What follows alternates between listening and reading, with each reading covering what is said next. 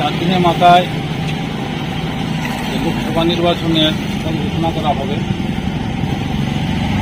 তো সে উপলক্ষে নির্বাচন গণনা পরবর্তী যে ল অ্যান্ড অর্ডার সেটাকে শান্তিপূর্ণ রাখার জন্য আমরা অলরেডি প্রায় 500 টিএসআর পেয়ে গেছি। সিআরপিএফ এসেছে, স্টেট পুলিশ আছে, সবাইকে নিয়ে মানুষের মনে একটা কনফিডেন্স দেওয়ার জন্য আমরা এখানে আছি। আমরা এলাকাতে শান্তি শৃঙ্খলা বজায় রাখবো।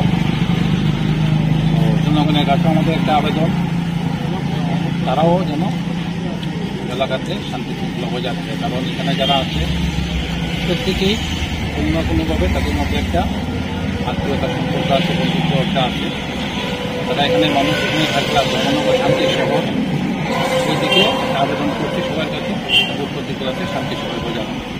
ভোট গণনা কেন্দ্র আশপাশ এলাকার সব গোটা ধর্মনগর শহরে কি মোবাইল পুলিশের এক্সট্রা ব্যবহার রয়েছে? এডুকেট নিরাপত্তা ব্যবস্থা করা হয়েছে। আমরা বিভিন্ন জায়গাতে পিকেট রেখেছি, পুলিশ পিকেট আছে, ভেহিকুলার মোবাইল থাকবে। ফোর্স আরও আসছে, 144 কোনো জায়গাতে 140 দেওয়া হচ্ছে। ভেহিকুলার মুভমেন্ট থেকে তো রেস্ট্রিকশন থাকবে।